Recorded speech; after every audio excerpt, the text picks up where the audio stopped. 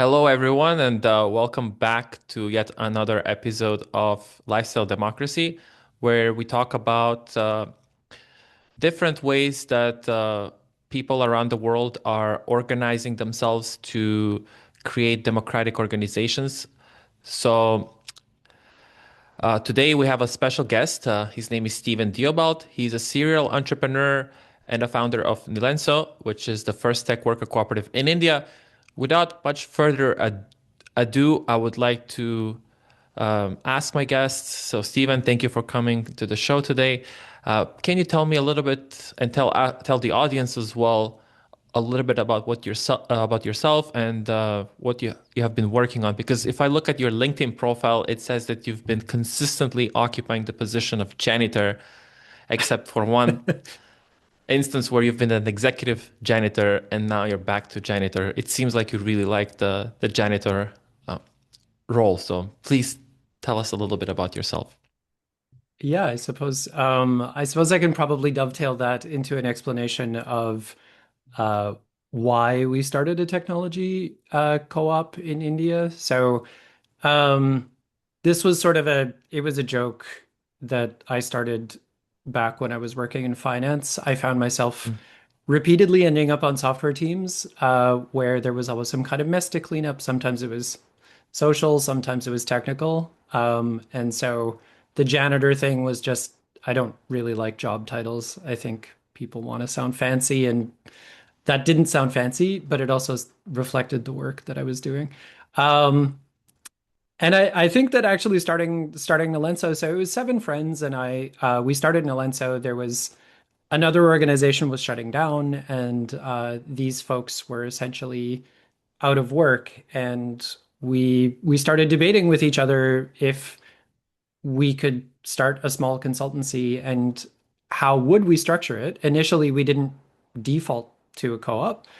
We kind of arrived at a worker co-op as like a solution to the problem of what's an organizational structure that's sort of self-resilient. So if founders leave, if people get bored or give up, can the organization sort of maintain itself as a bit of an institution? And so Mm. the janitorial work there was kind of cleaning up after uh, all of us who were working for another organization effectively ended up out in the street, and we were kind of like, well, we're jobless. Should we start a company? What kind of company? And so we ended up starting a worker co-op. And so I'm actually not there anymore, but Nilenso still exists. So I guess the idea has merit. There's some sustainability and longevity baked in there. And tell me a little bit about your background. So, are you a software engineer by training, and what's your relationship to the tech industry? Yeah, so I have a computer science degree. I spent over the last 20 years, I tend to sort of break it up into two tenure chunks. So I wrote software um, as a developer and then kind of like a tech lead, team lead sort of person in the first 10 years. It's a very long story, but I had a bicycle crash actually while I was at Oh. Nilenso, and I damaged one of my eyes. This was over a decade ago now, so I don't feel particularly bad about it anymore. But initially, I had a lot of light sensitivity issues, so I couldn't use a computer, and so I started kind of moving fully into a sort of management, uh, hiring and sales and that sort of thing role within Nilenso. Um, Obviously, it's gotten better now. I can use a computer to talk to you. I do a bit of programming again, but so for the last 10 or 11 years, I've kind of been in management roles at Nilenso and elsewhere. So a bit of product development, a bit of kind of like researching and startups. Most recently, I worked for a fairly old, like kind of 25-year-old nonprofit in the open source space. So I've been my career trajectory for a decade was fairly clear. It was like, oh, write software and then get better at that and start leading teams. And for the last 10 years, it's been a little bit more chaotic, but it all still sort of falls under that janitorial banner. It's like clean up some sort of mess or the other. Okay. So you're from Canada, but you've worked in India. How did you end up working in India? So this was actually I worked for a company called ThoughtWorks.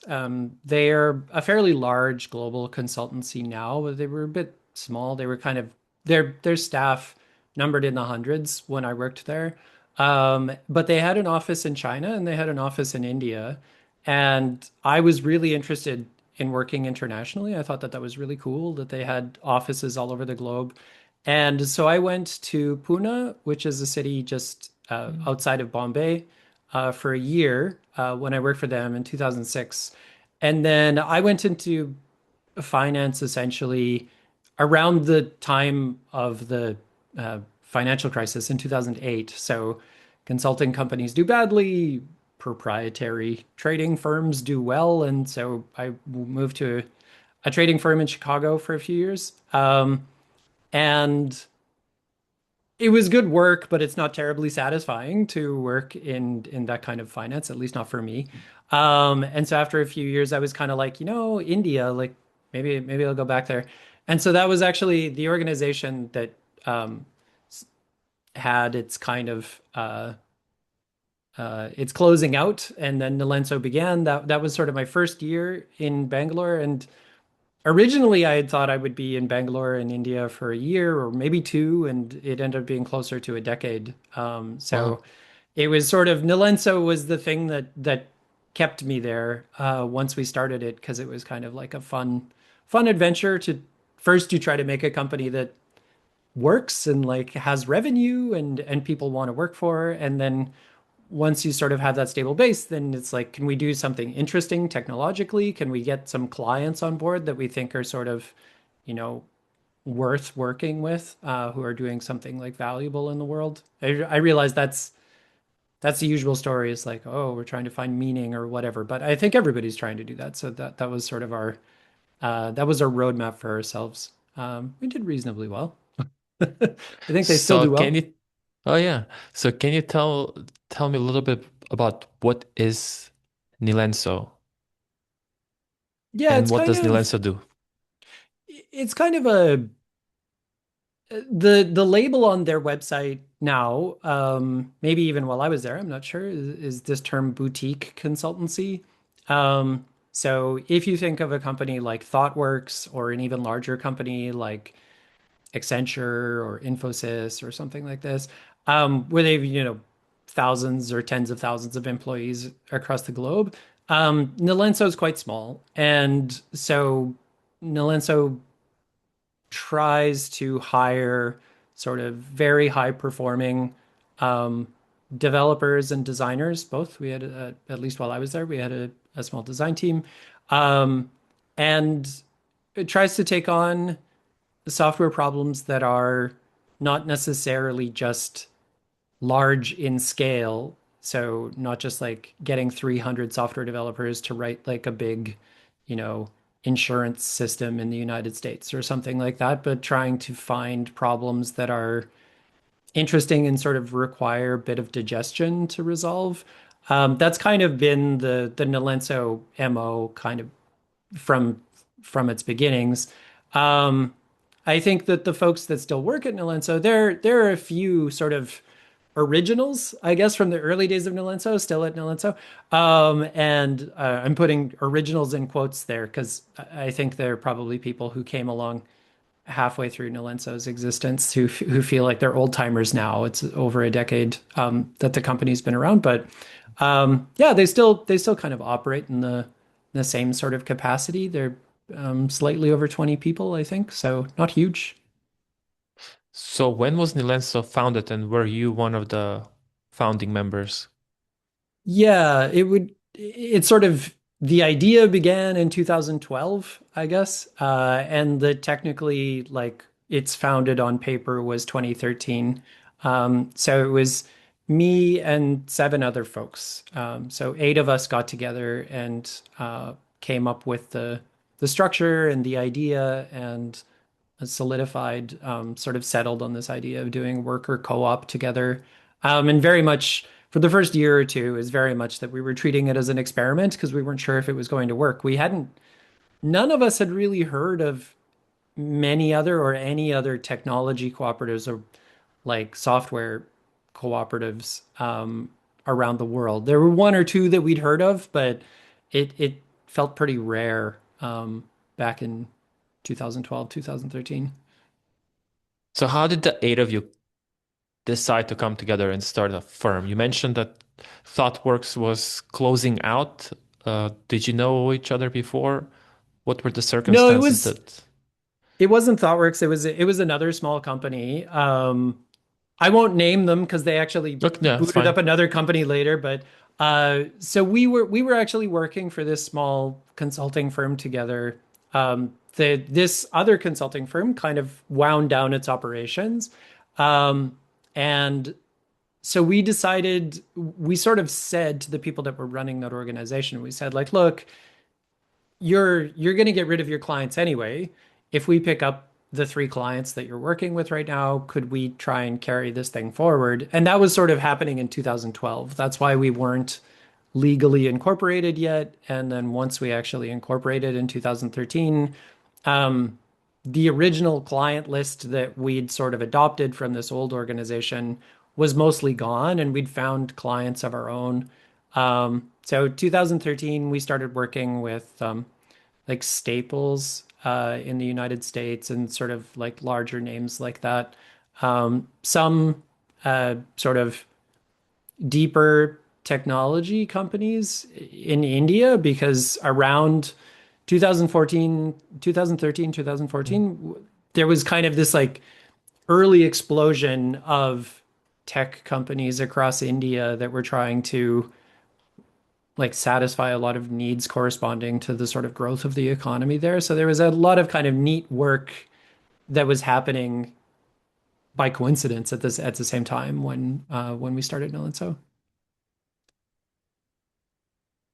So how did you secure clients? You mentioned some clients in the US, some in India. How, what was the strategy for securing clients? Yes, I mean, personal connections and luck, I think. It was, I mean, especially early on, we weren't really confident that we would do very well with securing clients that aligned with us. So we sort of we had a big sheet on the wall of our office where we actually drew out together. We sort of said like, oh, okay, over here in the bottom corner are like things that we will never do.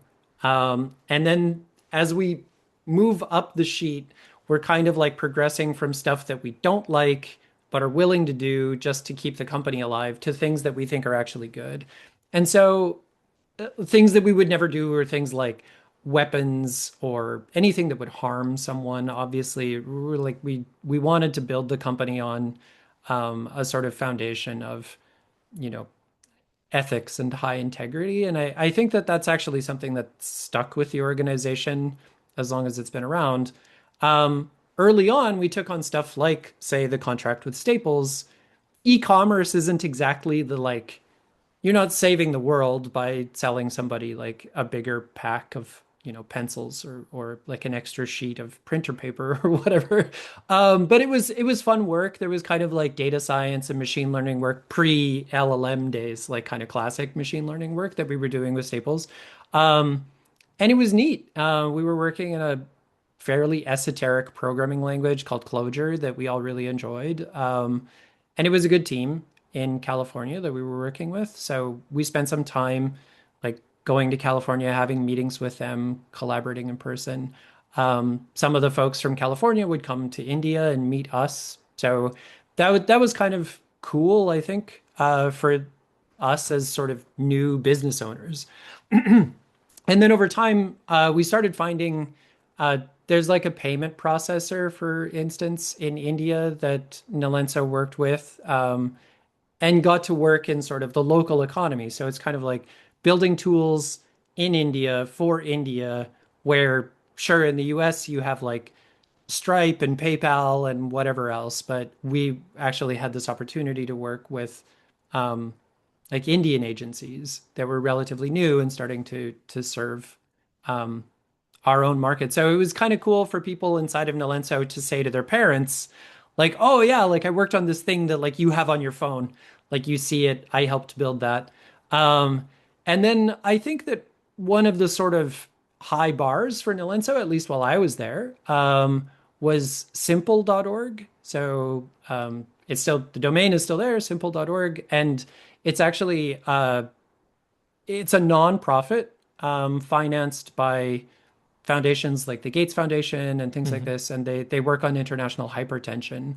Um, and so that was it was open source. It was a big, complicated distributed computing problem, working with like mobile apps out in the field and things, multi-language. Um, it was a cool problem that felt like, oh, okay, we're kind of hitting our stride in terms of actually working on a thing that we think is both technically challenging and interesting for society at the same time without, going broke. Yeah, this reminds me of the approach that tech worker cooperatives from the UK that I've interviewed in my research. They would emphasize working with ethically and socially responsible clients and projects as one of the main reasons why they would organize a tech worker cooperative. And in Argentina, the predominant motivation was removing oneself from the dependence of on an employer.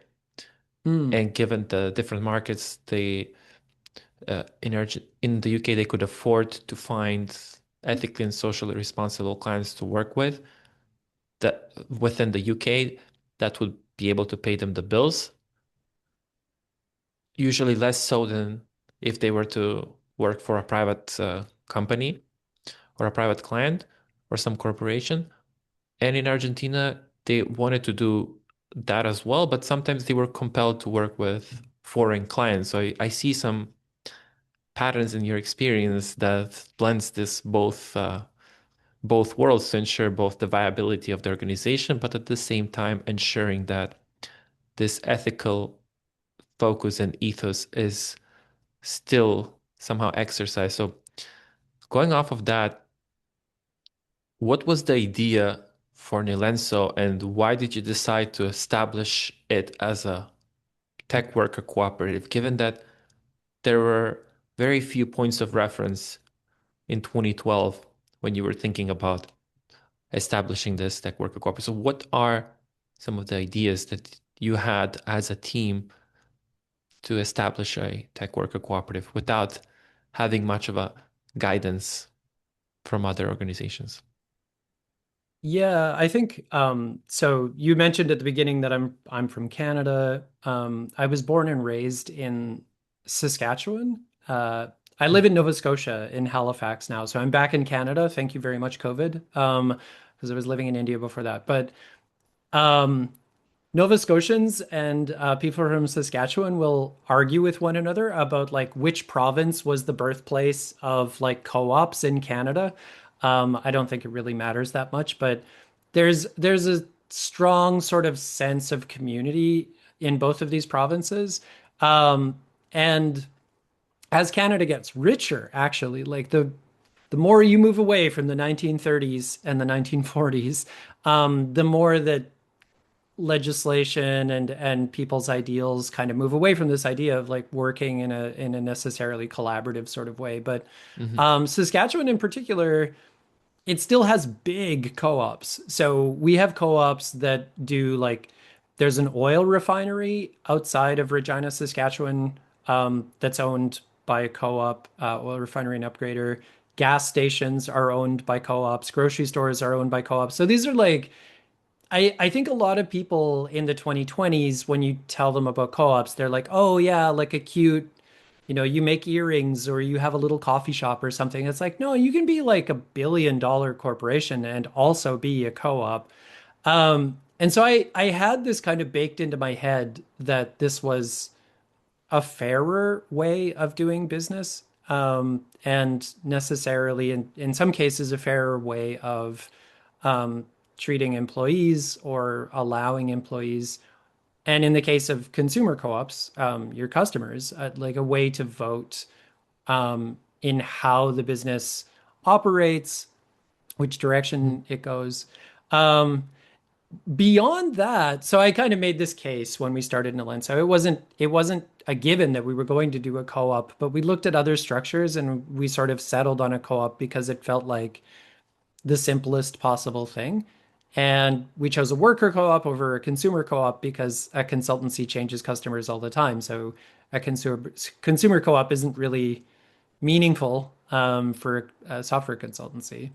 Um, Can you the just explain? Yeah, sorry. No, No, go just ahead. what is a co-op? What is a co-op? I didn't want to cut you off. I'm sorry. So just wanted to ask, what is a co-op? So for those who are listening, who may not be familiar with a co-op and the distinction between a worker co-op and a consumer co-op. Yeah, I mean, I think um, this is a point of contention to a degree. We were talking before we started the interview about the legal distinction, where you have like legal structures in certain countries where a corporation is legally a cooperative. So at least in Canada, we have a lot of different cooperative structures. Um, in most other countries, you have a lot of cooperative structures for incorporating a company, or like an organization that's not necessarily a company. So housing cooperatives, for instance, kind of like move in a different direction. Um, a co-op, kind of by the Wikipedia definition, is any organization that stands by the seven cooperative principles.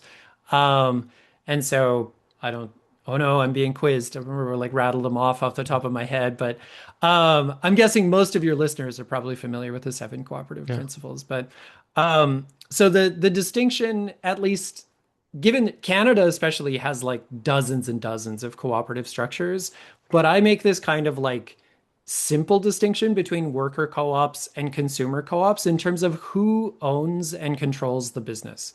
And so traditionally, you have public corporations where shares are out on an exchange and anyone can buy a share and get involved.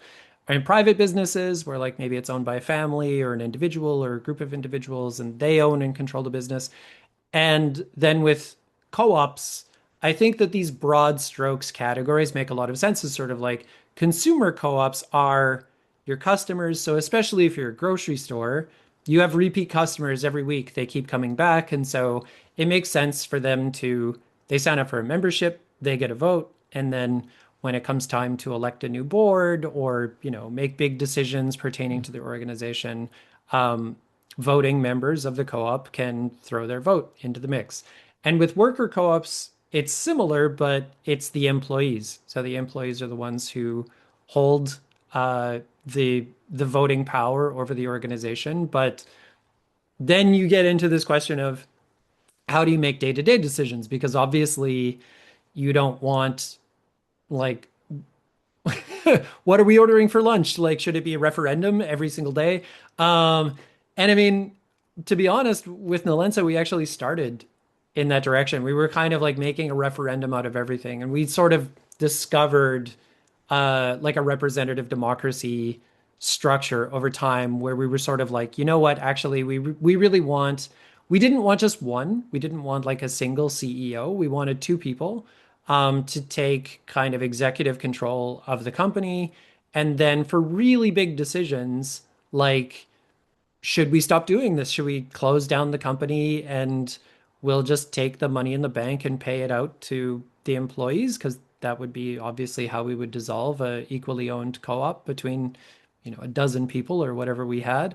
Um, that should be something that's put up to a vote for all the voting members.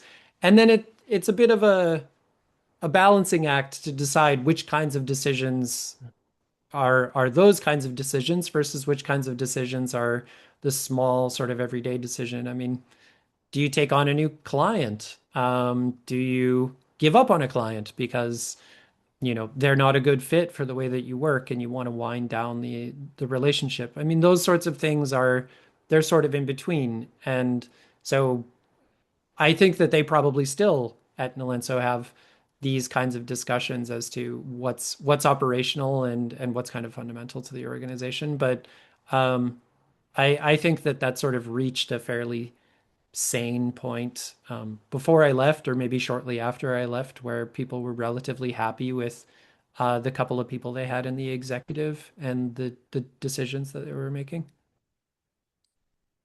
That's very good. I just wanted to go back a little bit and what was the rationale for choosing a tech worker cooperative? How did you decide to form a tech worker cooperative? Why not another type of organizational type? So uh we actually watched. So I gave a keynote a couple years into Nilenso's existence. I think it was 2015 or something at a technology conference in Bangalore. And my friend who was a founder in this company, the company was called Active Sphere.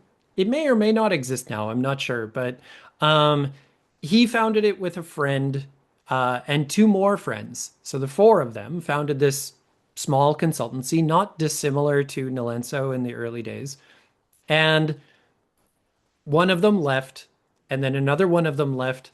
And then at some point, it was the case that all four of them had left. And so they had staff, they had employees who were running this consultancy, but the four people who owned the company didn't work there anymore. And I remember the two most senior people at ActiveSphere came to me and like asked me to go out for brunch with them one day. And they just kind of were like, what should we do? Like, we're operating this company that we don't own or control technically, like, but we're doing all the work. And I mean, it wasn't malicious or anything. It was just what happened.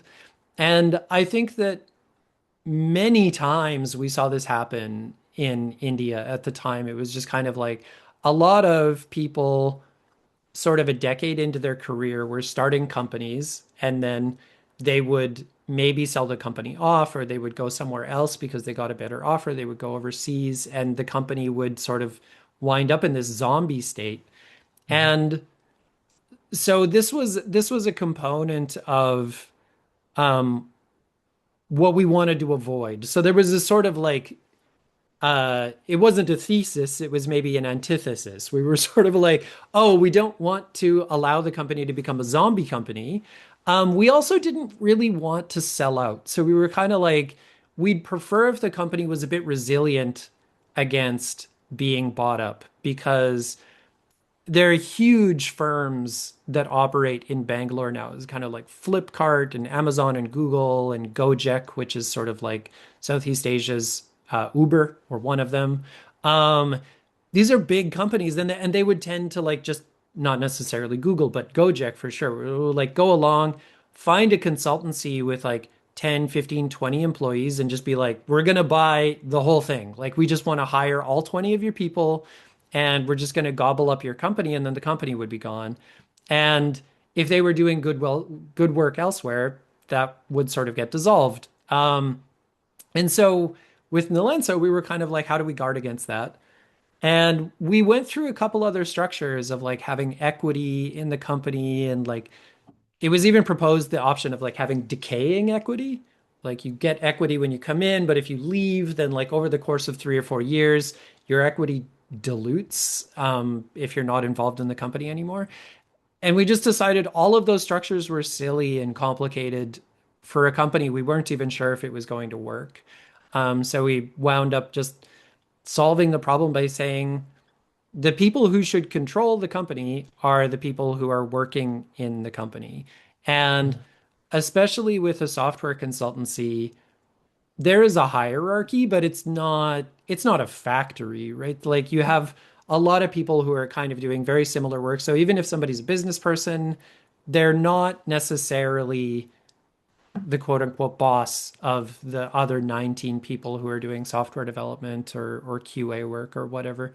Um, so it was relatively easy in that respect to get people to sort of buy into the idea that, oh yeah, the 8 people in the company or the 20 people in the company eventually they'll all have an equal stake. And if you stick around and you work for the company, that means that you continue to steer where it goes and decide what it's trying to do. And you've mentioned that Nilenso has had some success. It's still operating successfully. even though it's been 13 years, and generally, according to some statistics, startups tend to have the highest failure rate within the first 5 years. So what do you think has made Nilenso successful? I think kind of like it's probably layers of things. I think at the bottom layer, it is actually this sense of integrity that people have there. It's still a relatively small company, like 20-ish people. Um, and so this desire to be honest with their customers and to kind of be honest with one another about what they're able to achieve and what they want the company to be. Um, allows them to kind of grow the organization in the ways that they want to grow the organization. So we never really had, beyond being a worker co-op, we didn't have much of a constitution in terms of saying like these are our goals. We actually had a lot of sort of self-referential conversations in the early days about like what do people want? And especially the younger folks really weren't accustomed to having a voice in those kinds of conversations where it's like, what do you want the company to be as it grows up? Like, what do you want it to be in 5 years, 10 years? Now it's on its way to being 15 years old. Um, over the course of that time, the folks at Nilenso have made some choices. So definitely everybody was really, really interested in building a company that was technically proficient. So this idea being a relatively small boutique consultancy and that they do difficult work that maybe other companies have failed to do or a client's staff has failed to do for themselves. That was sort of like the next layer. So it was kind of like we want to be honest with ourselves and our customers and people who maybe interview. Um, and then everyone was kind of like, okay, we want to build a company that's really good at what we do. We want to be like technically superior to a lot of other consultancies out there. Um, and then around the time that I left, maybe slightly before, maybe slightly after, there was a real push, and I think it's an interesting one, to hire more women. Um, and this was from inside the organization. It was just like people really felt strongly about this, that obviously the gender gaps across the world are it's a problem in every country, but it's really difficult in India, where there are some more kind of traditional religious and family values and things like that. And as an organization, everybody inside the company really said to themselves, like, we want to we're a small enough company that we can like balance out the gender gap internally, or we can work toward that. And so they really pushed to do that. And they actually have quite a few women on staff now. Um, and I think that it's something that I see elsewhere, um, that people want to do. They want to do the best thing, they want to do the right thing, but they don't have the stamina. Um, because I think it took Nilenso like 5 or 6 years to start even approaching the situation where they were balancing out the gender gap. It takes a long time to do work like that. Like you have to go to the colleges, you have to talk to, you know, university grads who most of them aren't going to work at your company. And so you have to be willing to have all these conversations and figure out. And I mean, they're not necessarily just hiring university grads. It's also about establishing this as an image that like, oh yeah, like we have a lot of women on staff. So if you're a woman in tech who's really good and you're looking for like a switch in your career, that this is maybe a place you want to land up. Building that brand takes ages. And so it's an interesting thing because people I think speak to folks at Nilenso and people occasionally talk to me about it. And I'm like, it took them a long time. It's a hard problem to solve. Like you don't just solve it overnight just by declaring, oh yeah, we want to hire more women. It's like, no, you need to stay committed to that year after year. Um, so I think it's stuff like that. It's stuff like working with Indian-based businesses. So they work with like a telecommunications provider now. They still work with simple.org. Um, these kinds of organizations that they have as clients that they try to stay focused and balance this interest that they have in deep technical work and actually doing something that's like socially useful. While at the same time, I think being honest with themselves about maybe there's a year, I mean, especially in the more difficult times during COVID, right? Or shortly after COVID was really sort of winding down to some degree, um, that it was harder to run the business. And they were just honest with themselves. It's like now is a difficult time. And so we'll be honest with ourselves that the business is harder to run, and push through it and get to the other side rather than, like it's easy to be nihilistic if you have a difficult year. And I think that yeah, they kind of have the integrity to get through that stuff. I was curious now that you've explained about some of the the composition of the team and the values. What type of workers did, or if you know, does Nilenso still attract? I think um you get a lot of people who are interested in the cooperative structure, but maybe mistake it for something it's not. So definitely we had one or two people that we hired while I was even there, who misunderstood, and they were just kind of like, oh, because it's a co-op, I get to do whatever I want, or I get like a say in every financial conversation or whatever, or like I'm gonna decide what compensation should look like, right? It's like, no, no, like you have 3 years of experience. Like you've never run a business before. Why would you be involved in compensation discussions outside of what a normal employee would be involved in? So I think that there's this kind of like odd attraction. You get the people who are like curious about Nilenso for reason they're curious about it because they misunderstand what a co-op is. Um, and then you get other people who know Nilenso not as a co-op. Like maybe they don't even know that Nilenso is a co-op. They just know that they're kind of this high performing small consultancy that's been in Bangalore for over a decade, and they work with some of the biggest, most significant firms, and they do interesting work. And I think that they tend to attract a lot of people who kind of come to them and say like, "Oh, I keep hearing your name like over and over. I saw Srihari give a talk at this conference, and I saw Nid give a talk at this conference, and like I see the names around and I see your logo around. Like, what is your company about?" And those folks tend to be, I think, um, sort of in the middle of their careers often. Um, so Sazel, for instance, she's been with Nilenso for quite a few years now. She had a lot of experience from like other roles. Um, and I think that she's the sort of person who's just interested in working somewhere that's like cool and different. I don't know her that well. I've met her a couple of times. She came after I left. But my impression of a number of folks, not just Hazel, but like a number of folks seem to be um, interested in working for a company that's not just the same as every other company. Because I think especially with consultancies and with modern software development, it can be a little bit cookie cutter. And Nilenso sort of escapes that mold a bit. Yeah, why do you think Nilenso escapes that mold apart from being a cooperative?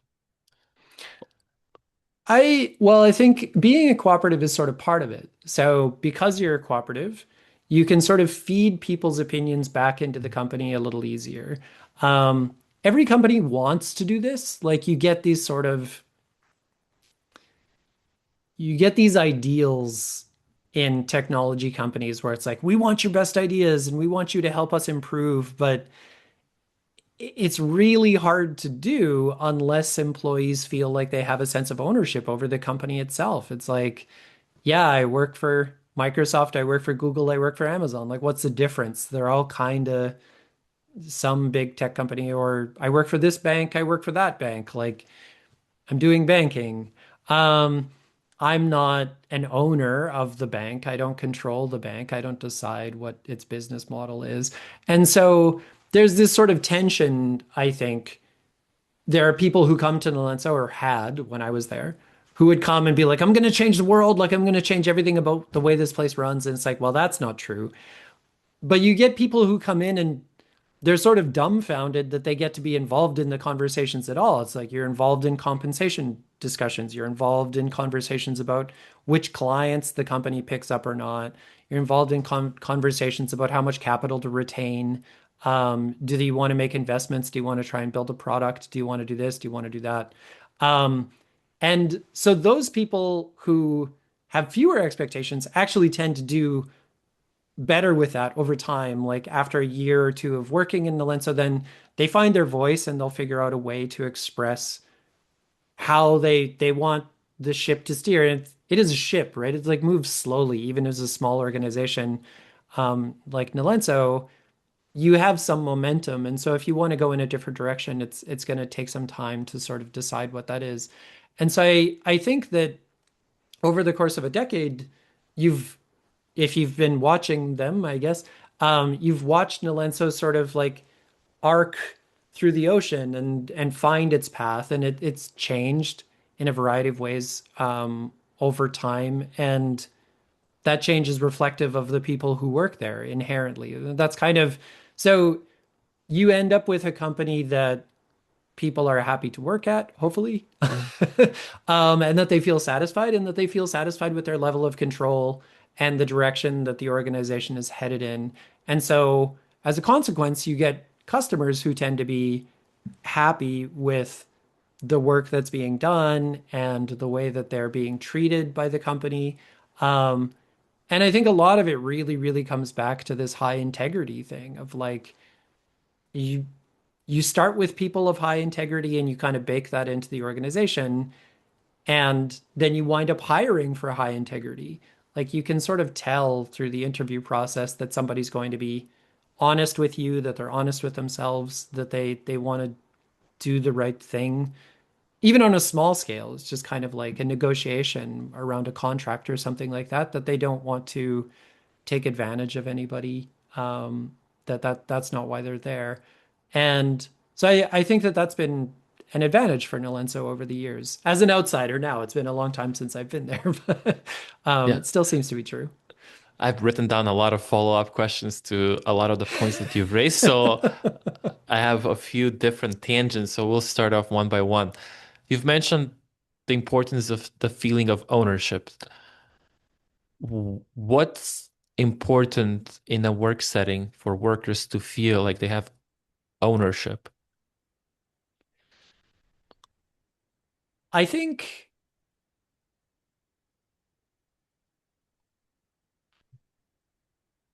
I think that there's a I'll start with the opposite end of the spectrum.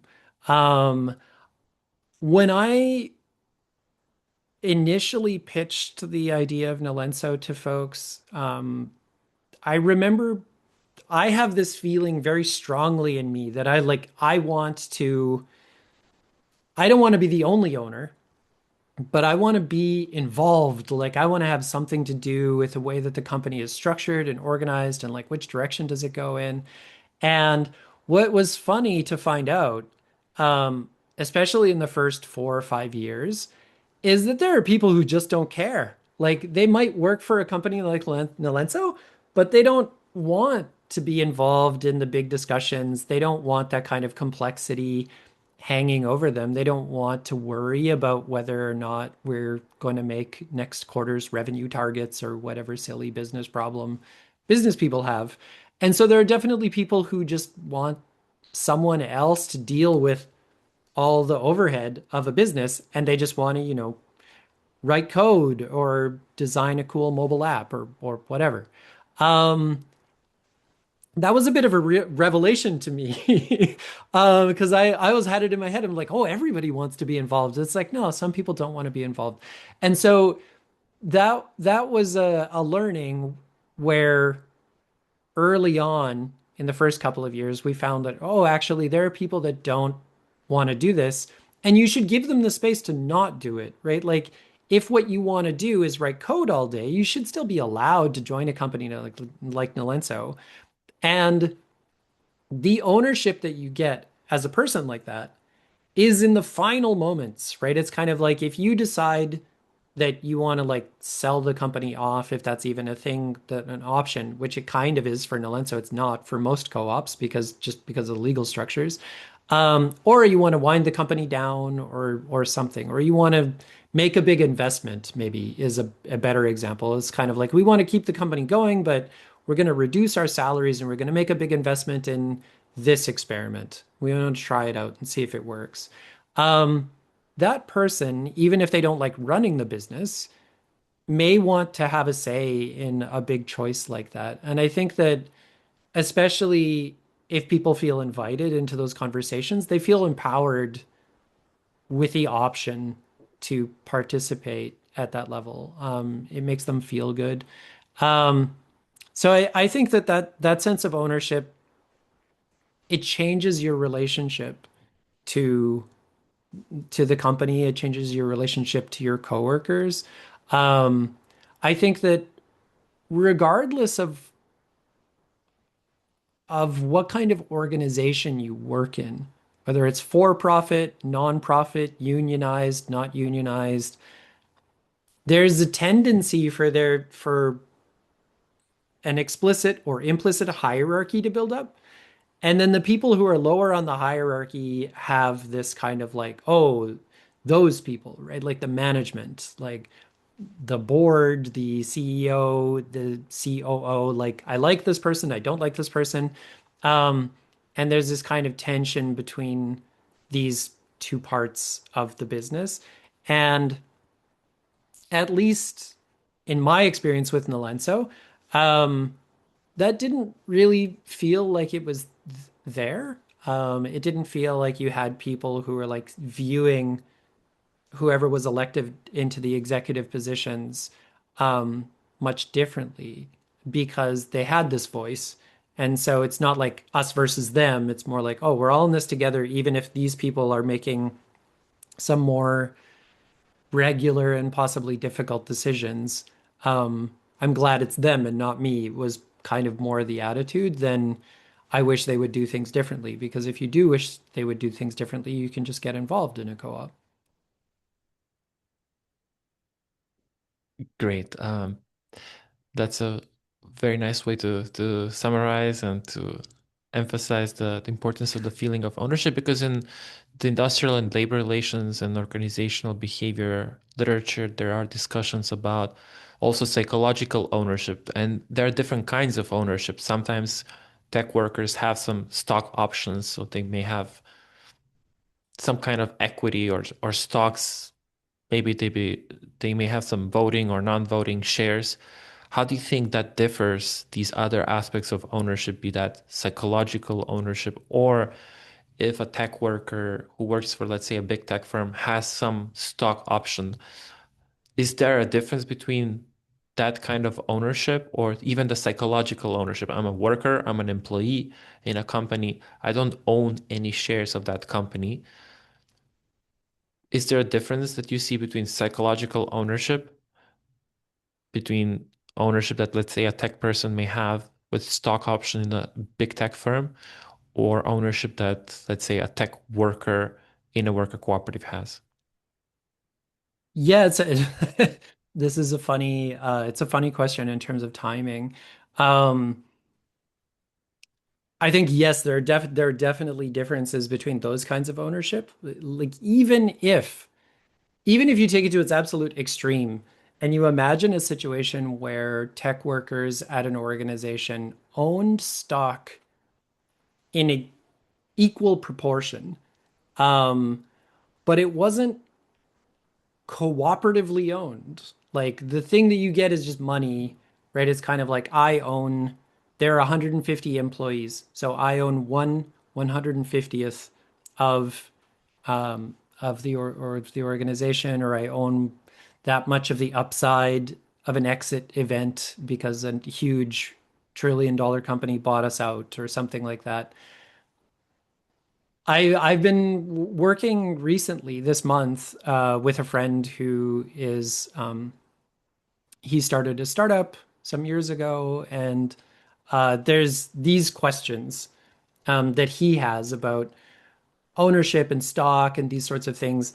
And his startup is not it's not worth millions of dollars, right? It's years old, but it's still fairly early stage in terms of like revenue and structures and stuff like that. And when you have these conversations with him, it's all about money, right? It's all about like financial upside, and it's about your kind of like personal stake slash commitment to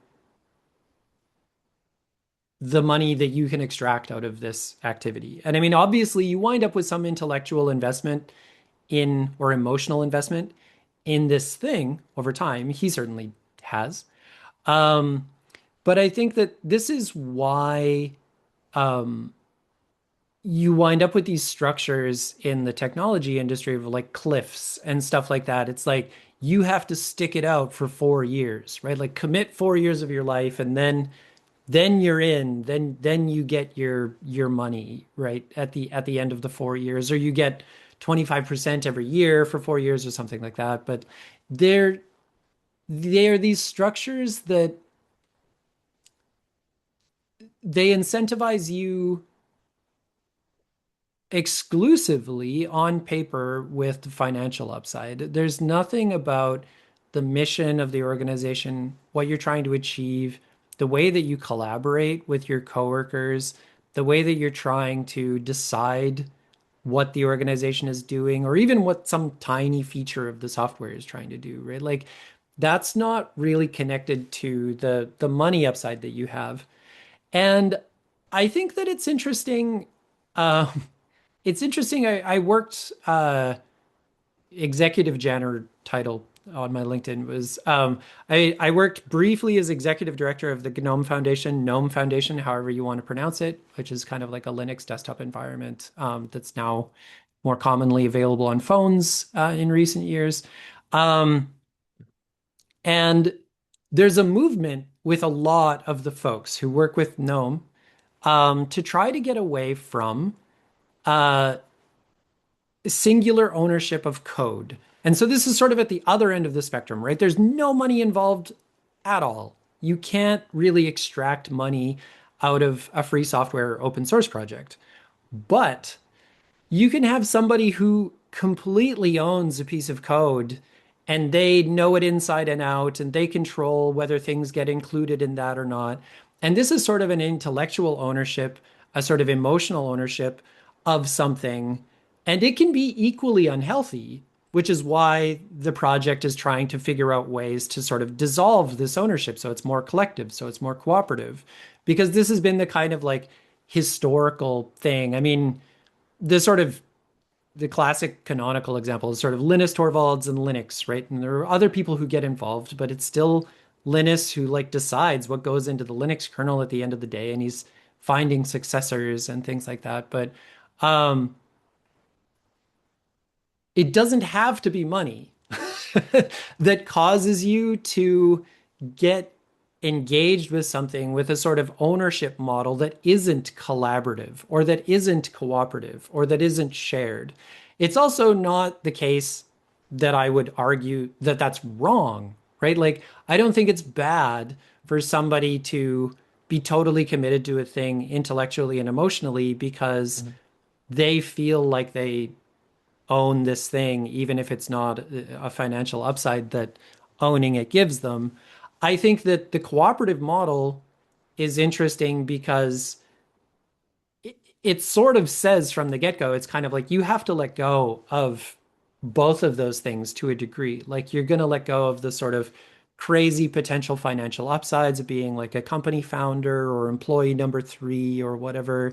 And to a degree, at least a company like Nilenso, you have to let go of some of this kind of like intellectual and emotional attachment that you have to your piece or to the company as the whole.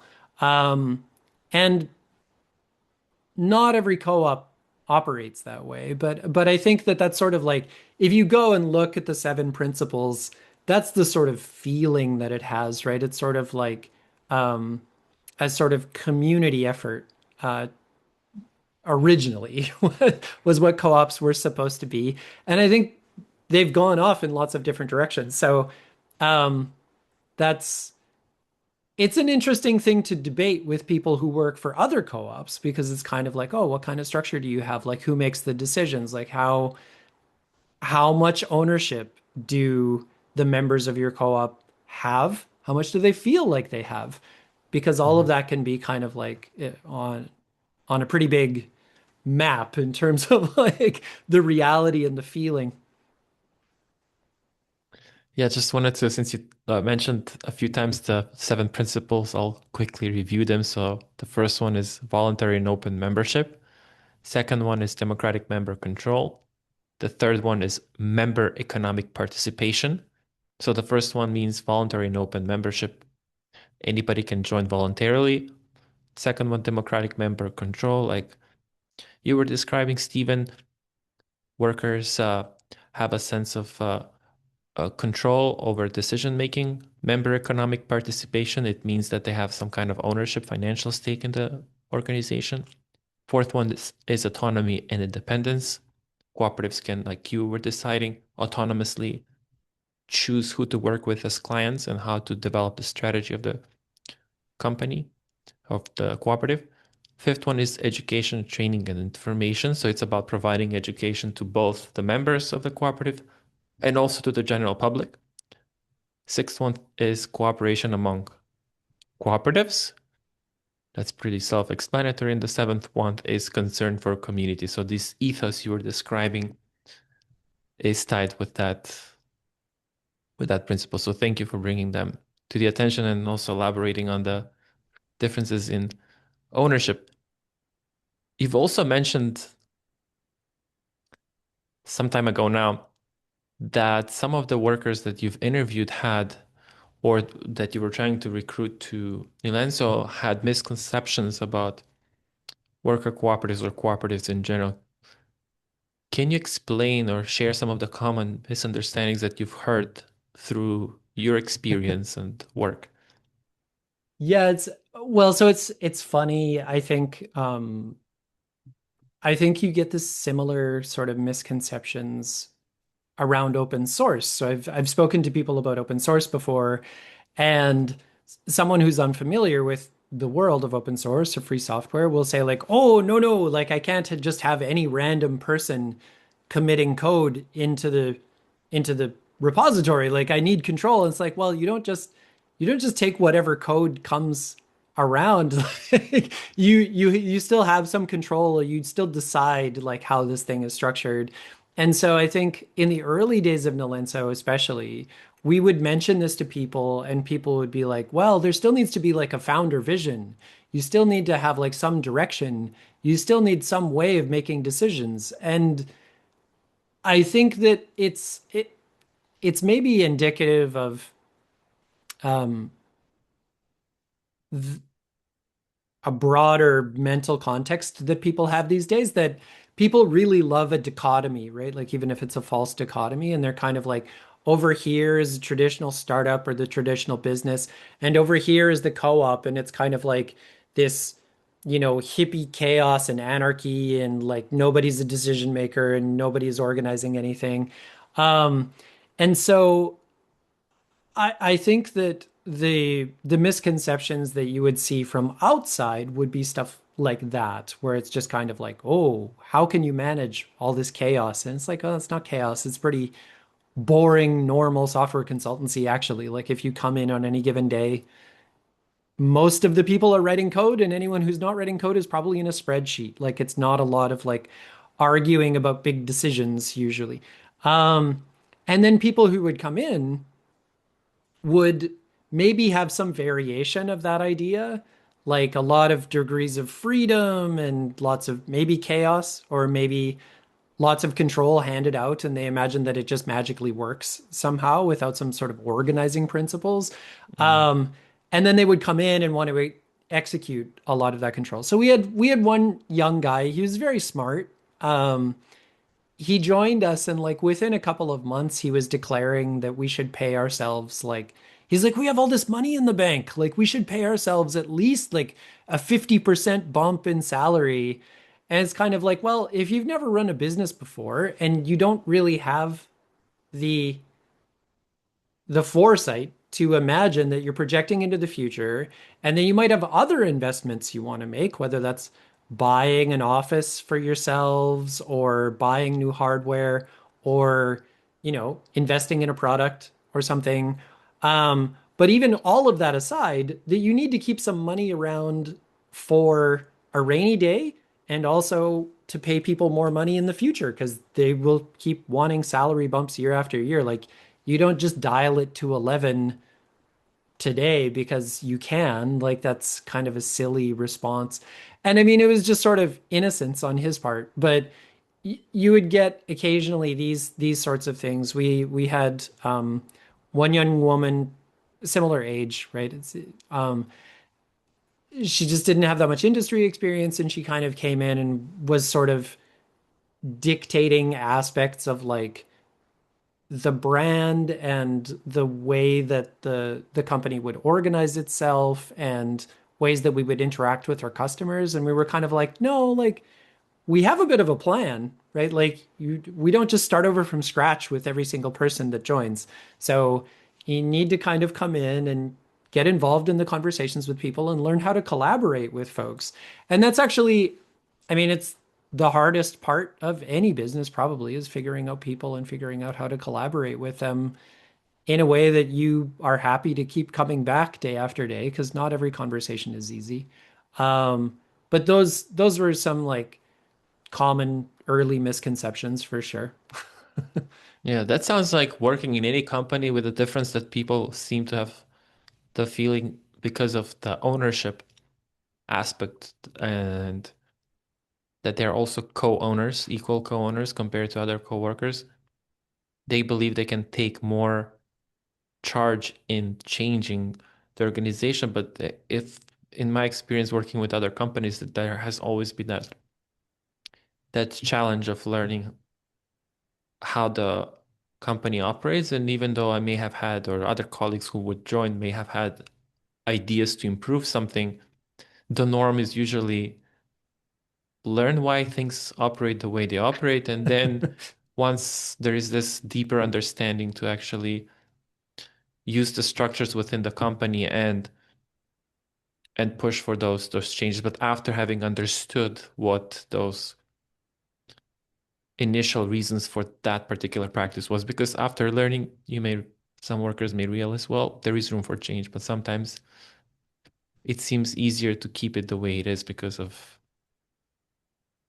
the cost to change that in terms of time and energy and effort and so forth. So, but I find this what Yeah, you're describing more typical of younger or workers with less experience, perhaps in work in general, maybe.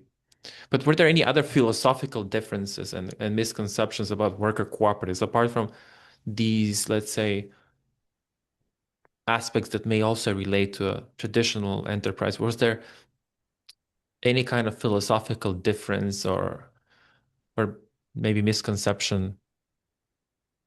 I don't know about misconception, but definitely philosophical differences. So, partly because we decided to structure the organization in this self-referential way, where it's like we decide what we want the organization to be. Um, there were plenty of differences about like what it is that we want to do. So there were some people who they really wanted to work in specific programming languages or programming environments. They wanted to write a certain kind of code or work on a specific technology. Um, there were people that wanted to work in certain industries. And then there was kind of this like larger organizational choice of either trying to fork the business off into like a product kind of company where we had a different Mhm. revenue stream in addition to consulting or not. Um, and we tried a few times, quite a few times actually, to do this kind of like product development thing. And I think it's still something that people at Nilenso consider. Um, but it's also a depth of consideration. It's kind of like, how seriously are you taking this product experiment? And so that was sort of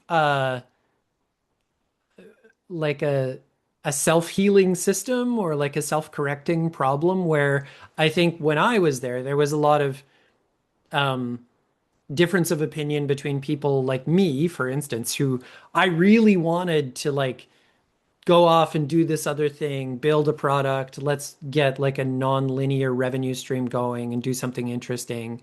And there were other folks who were happy to just keep plugging along with the consultancy and like we're successful at this, people are happy with the work that we do. So let's keep going with that. And then there were people in between who were kind of like maybe want to try the product thing, but not take it so seriously. Um, and so I think that they've had some chance to play with more I would say like experimental academic kind of products since I left. Like, there's one fellow, his name is Prabhanshu, and Ravichandra, Nina. They worked together a couple years ago. I don't even remember when they were doing this, but they were trying to kind of build like a spreadsheet and like dynamic database thing together, which is a huge, I mean, your competitor is Microsoft Excel or like Google Sheets or something, right? That's a huge undertaking. And so I think people knew that this was a big academic experimental kind of project, and maybe it could be a product, but there's a good chance it won't succeed commercially. And the company had room for that. They were kind of like, this is cool. We'll just try and do this thing. Um, and so that's definitely a new direction since I've been there. And so I think kind of ending up in those spaces is a sort of like resolution to those sort of philosophical differences. Or we're like, what do you want the company to be? It's kind of like, well, maybe sometimes the company can just be something fun. Like if you have the bandwidth, you can try this thing out that's hard to do and maybe won't make any money, but we're going to try it anyway. This ties to the concept of meaning you mentioned earlier, and it seems like there is this need, implicit need to balance this pragmatism of sustaining the company, paying workers their salaries, and this idealism of we want to try something fun. So, how does the concept or the idea of meaning for workers tie into a worker cooperative? You mentioned the idea of meaning being an important driver, if I'm understanding and remembering correctly. And how does this pursuit of meaning in the workplace, how is this shaped by that balancing of this pragmatism to make the company, the cooperative, financially sustainable and ensure it's paying salaries in a timely fashion, and this idealism of we want to do something fun, we want to serve ethical, social clients or clients that are aligned with our values and principles. I think I think when it comes to this sort of thing, it really helps to have a steady hand on the wheel. Mhm. Um, and so this is kind of like in a representative democracy, which a worker co-op like Nilenso kind of is. You have so Deepa is the person who's kind of like leading, managing Nilenso to a large degree from sort of a business perspective. And I think more of the senior folks who've been around Nilenso for a while, have a bit more industry experience, are large participants in that. But I think that every conversation I've ever had with Deepa, she's a very practical sort of person. And so she will take a look at kind of like what does the next 12 months look like? What does the next 24 months look like? What are our what are our desires collectively inside of the organization and how do we want to take the first step toward that thing? Um, and when it comes to exploring territory that's either these two sort of major aspects for Nilenso, kind of like deeper technological work or more meaningful social and kind of like community. Point never number seven, the concern for community, like kind of whether that's a global community or whether it's local community, balancing those with the well-being of the company. I think that she's done a really good job of centering the organization around the idea that like if you take too big a risk, there might not be a company next year for you to take another risk with. And so you need to be realistic about your limitations inside an economy. Like if people want to earn salaries and you want the company to persist and to be, cash positive and everything else, which you do, um, then you need to be honest with yourself about the times when you either need to maybe take on a client that isn't the most exciting ever, like the work might be a little boring or um, you know, something that you've done before or something like that. Um, or in really difficult times, you need to like eat into your capital reserve. Or maybe you even, I don't know if they've ever done this, but I know that this was certainly a thing that we'd spoken about while I was there. Like the possibility of ever reducing salaries. So usually your salary just keeps going up and up and up year after year as you go through performance reviews. And it's kind of like, would people be comfortable reducing their salaries across the board, right? It's not just like a big evil corporation where the CEO gets his usual bump or her usual bump, and all the foot soldiers have to take a pay cut or people get laid off. Those sort of hard decisions that any business needs to make at some point, and in the most unpleasant cases, it winds up in these sort of like abuses of workers in a situation where you have an organization that is managing itself and that the workers are managing like the organization from inside, you can make humane decisions for one another by saying like, oh, like yeah, we'll all take a 10% pay cut this year, and then we'll restore our capital reserves and the company can stay, solvent. And I mean, those sorts of choices are possible in a co-op because you can have those conversations with one another. Um, and so that's uncommon. I don't know that Nilenso has ever done that. I don't think they have, but at least we've opened up the conversation so people could have that discussion if they needed to. And then the more common conversation is kind of like we have these, two, three clients in the sales pipeline. Like which one are we going to pick up, or is this work good enough for us? Is it fun? Maybe it's not, but you just want to work for 6 months, keep doing something that is enough to keep the company going so that next year you can pick up the more fun work because it's not that easy to find 19 other people that you want to spend every day with doing this kind of work. Like it's a challenge to find a work environment that you're happy in. And so if people are happy there, then they can find sustainability, even if it costs them something else sometimes. Not always, obviously. Not always making these choices, but Yeah, well, good, good. So, you talked a lot about, you mentioned now trade-offs a little bit, but also talked a lot about compensation. And in the experiences of other cooperatives, for example, the biggest and most famous example of a worker cooperative is Mondragon in northern Spain in the Basque Country.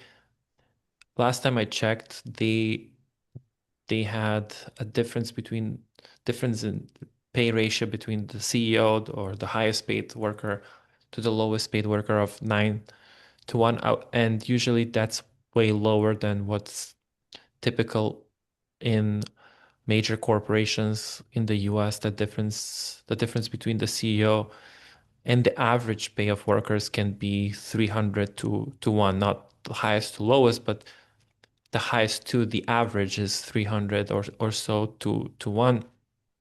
And what's the salary difference between workers in Nilenso? Okay, given that it's smaller, probably the ratio between the highest and lowest paid, if there is any, would be a lot smaller. But traditionally, even in large settings like let's say Mondragon, which has 80,000 workers and has a over 10 billion euros, or I think it was 13 billion last time I checked, 13 billion euros in annual revenues, which is over 15, 16,000 billion US dollars.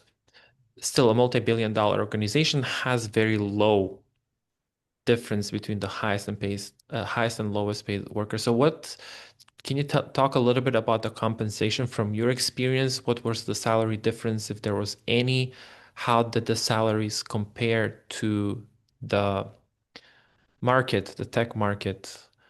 Uh, for example, for similar kind of work, were workers within the Lenso paid similarly, or they were paid above what they would get paid in the market or below? Yeah, I think um so Nilenso, the blog, which is like at blog.nilenso.com. They have a few blog posts, one that I wrote ages ago and one that Deepa wrote, and I think they have a couple other ones that kind of discuss the compensation strategy and the thinking, and it's obviously evolved over the years. Um, we definitely never had huge um, variations in like what people were being paid, partly because we were so small, but also partly because we did transparent salaries internally. So everyone could see everyone else's salary. This was a big thing for us when we started because we wanted to eliminate that. Not so it wasn't so much about transparency. It was actually more about, I mean, transparency was there, but you wanted to eliminate the sort of distrust and feeling like somebody's keeping something from you. And it was a bit funny because new employees after a while would join and they had access to this salary spreadsheet where everybody's salaries was tracked, and they wouldn't even go look at it. Like you would think that that would be like the most exciting thing for some people who are like, "Oh, I just joined a company and I can see everyone's salary." And people just wouldn't care because as soon as you expose that kind of information, it's no longer a secret, it's no longer special, and so people forget to be even interested in it. And then when we would come around to sort of like performance reviews and compensation reviews, which tended to sort of go hand in hand, um, everyone could see what everyone else was being paid. And I think that people generally felt like salaries at Nilenso were quite fair. People with more experience were generally better paid and the usual. Um, we did try to come up with a we tried to come up with a system whereby we would sort of set an upper bound because I think this is a real problem with the industry today, the software industry today. You wind up with all these titles and I don't know what any of them mean. So you wind up with like um, senior engineer, and then it's like staff engineer, and then senior staff engineer, and then principal staff engineer, and then principal staff engineer. And I saw while I was looking for work a couple of years ago, I saw a place that actually had like senior principal architect of architects, and I was just like, what do any of these words even mean anymore? Um, and so I think that we knew this when we started, and so our upper bound we said was kind of like and not even that high, but a decent salary internationally, which would be like $500,000. We were sort of like any of us would be happy making $500,000 a year for the rest of our lives, USD.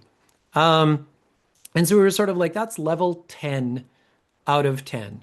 Like if you get to there, there's no more salary bump. That's the end of the line.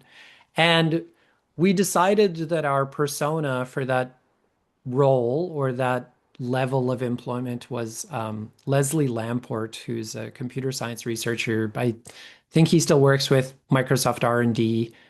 He's famous for a few different um, ideas and algorithms and things in the computer science world. We were sort of like, if you get to that stage, then that's how much you get paid. And along the way, then we have some markers to say like, oh, okay, you know, once you mature enough that you can run a team of like 5 people or 10 people, then like there's a certain level associated with that. And like maybe you're making sales or maybe you're interviewing people and hiring people. And that's a sort of skill associated with running a consultancy. Um, Comparatively, I would say that when we started Nilenso, our salaries were quite a bit higher than the industry locally. Things have changed in Bangalore since. You have the big tech companies all have offices in Bangalore, and it would be very, very difficult for Nilenso to pay people as much as Google pays their local Bangalore employees. At least they're more senior employees. And so I think that that's been a challenge for them. That wasn't really, Google was just kind of like becoming like a presence in Bangalore when I left, or when I left Nilenso anyway. Um, in the way that it is now. And so I think that this isn't a problem for co-ops or like a problem that's specific to Nilenso. It's actually a very weird kind of like international compensation question. It's like if you can make $300,000 a year living in Bangalore, India, even though real estate is expensive in Bangalore, it's not that expensive. And so all of a sudden, regardless of whether it's inside an organization or just inside society, you are making many orders of magnitude more money than, sort of like the city average. And so what does that mean for the economy? What does that mean for fairness? And honestly, I don't have I have no idea. I think that it's such a complex economy. It's such a nuanced economy. It has so many aspects to the way that society operates that in this lifetime I will never understand. So it's hard for me to comment on. But I think that Nilenso, even if they can't pay as much as Google or Amazon or Microsoft, the reason that people stay there is because they're happy. Like I think you might go get a big fancy job at Google, but be really, depressed working on just another way to steal people's data or whatever it is that Google does. And so I think that generally people are happy with the work that they can do at Nilenso. They're happy with the level of control that they have, and they're happy with the people that they work with. And I actually think that that's another aspect of co-ops that people don't necessarily appreciate is that you can build the kind of company and you can hire the kind of coworkers that you want to work with. There, there are some unpleasant people in the world, and you can avoid situations where they become a part of your organization if you have Mm. more self-referential control over what that organization is going to be. Great. You mentioned briefly evaluations. I just wanted to know, how do worker co-ops do performance evaluations? So I'm going to assume that Nilenso does this differently than actually, I don't know how they do it now. I Well, haven't now, no, spoken of to them course. Like about when it. you were But there, yeah, of course. It yeah, just that's something that evolves over time. Yeah. when I was there, we did it in the most psychotic way possible. So we would just kind of, and maybe they do something similar now, I don't know, but we would basically just get everyone in a room and we would like go around the room and we would all talk about each other. And so it would be like, oh, like, you know, I'll use myself as the example. It was kind of like, oh, it's Steven is like the person that we're talking about right now, and this is his self-review that he wrote. And we'll just all go around and we'll all talk about like the things he did well and the things that he can work on. It was like a big kind of collective feedback session. And it sounds, as I described that, I realize that sounds like it could be a disaster, but mostly it wasn't. Like generally people are sweet and loving, and if there was something that you needed to work on or like feedback that people wanted to give you, they wouldn't like eviscerate you in a room with like 18 other people sitting around. They would try to provide you that feedback in like a loving and compassionate way. Um, we had one developer, Tim, over a weekend, actually. He's really, really good. He built a piece of software, like a review system, where you could go in and you could submit review like feedback for a person, and that person could submit their like self-review and stuff. So we had kind of like a digital system for helping with our review processes. So we weren't just going in blind and like shouting at each other in this room or whatever. We had a talking token, like we weren't shouting. One person would talk at a time, but it Yeah. wasn't exclusively that. Like there was a little more structure. But it consumed like a week every year that we would do the evaluation process. Uh, Maybe things have changed now, so maybe they'll be able to hear and see that evolution in the organization. You've also mentioned that just curious because different co-ops have different ways of onboarding, and maybe we can talk a little bit about what we discussed earlier, the legal structure and those differences and how they impact the formation and running of a worker cooperative. So how do people join in the sense that, for example, when I was interviewing tech workers in Argentina, they had um, they have to be on board. I think it was within a month or 3 months. I'm blanking on the exact number now because their worker cooperatives are structured as a worker cooperative legal entity. In the UK, there was a variation. There were some private companies, and internally they would organize as a worker cooperative. In the Articles Association, they would define what a worker cooperative means and define their governing principles. So there, the onboarding principle was different. Sometimes workers would be technically employees, sometimes they would be owners, sometimes they would be freelancers. So it would be some kind of a hybrid system in some cases. What's was the structure like at Nilenso? So so as we were speaking about before we started, India has an odd set of cooperative laws. I think every country has different laws, but India's are very antiquated, and so generally, uh, the legal structures that support co-ops in India, there are actually housing co-ops in India, but they're Mhm. quite uncommon actually. Um, Otherwise, corporate cooperatives are sort of limited to agricultural and dairy cooperatives. So I can never remember the ratio. It's like there are two dairy co-op structures and like nine uh, agricultural, or vice versa, like nine dairy. But they have a lot of dairy co-ops. They have a lot of agricultural co-ops. Obviously, if you want to run a software consultancy, it doesn't fit into either of those molds. And so we spoke to a lot of lawyers. We spoke to a lot of accountants just to get advice when we started out, and they all kind of said they were like, you could do essentially like the legal structure that permits a housing co-op, like you could pull that off, but it would look really weird. And you're selling things overseas and you're selling technology, like the tax department's going to come after you eventually. So don't do that. And the lawyers that we spoke to said, like, you know what, you can just structure this like a law firm, like just use a limited liability partnership, and that gives you kind of like arm's length safety from the organization. It was a relatively new legal structure when we started out. It was like only 7 years that India had a LLP structure. Um, but our lawyers basically said to us, they were like, we're an LLP, you can be an LLP, but instead of having capital P partner be like the end goal of, being in a law firm, everyone's a partner. And so you just have everyone included as a partner. So we open sourced our LLP partnership agreement. It's on GitHub. If you go to like GitHub Mhm. slash Nilenso, you can find it. And the way that we would onboard people was we would just have kind of like a cooling period or like a warm-up period, whatever you want to think of it as.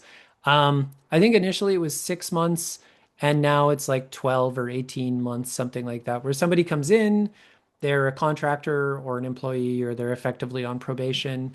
And then once everyone's happy with the situation, both the new hire and Nilenso, then they become a partner in the organization. They also have another exception now, which is there are folks who work for Nilenso who've moved elsewhere, in particular Toronto here in Canada. They've had a few folks move out. And so obviously they can't be legally an employee or like they can't operate under the business in India as a partner of the LLP or as an employee of the LLP. So then they have to kind of like do the dance of they're kind of a contractor from Canada and they're a partner in the business, or I don't actually know what the paperwork looks like for them. But internally they treat everyone the same way as far as I know. And then it's just whatever legal hoops you have to go through to do Mhm. the correct legal thing. Um, so I think that from my perspective, I wish that more technology co-ops were co-ops. Like I actually like hearing from you that co-ops in Argentina, tech co-ops in Argentina are real co-ops because they adhere to the seven principles. They actually have the legal protections for the co-op. The co-op becomes an institution in the way that it was meant to be. Um, and I will say the one that sort of stands out to me is number six, right? Cooperation among cooperatives or cooperation between cooperatives. That's easier to do and that's easier to argue for if one, you're legally bound to it because you are a Mhm. capital C cooperative, and two, if other people see you as a cooperative, because if you're a private limited or a C corp or an LLP even if you have all the trappings of a worker co-op, if you're not legally a co-op, then another co-op in another country might look at you and say like, well, sort of, you're sort of a co-op, but you're not quite. And so maybe we're not interested in doing business with you. And I think that the cooperation among cooperatives thing is it's hugely important as these organizations start to branch out and start to communicate with one another and start interacting.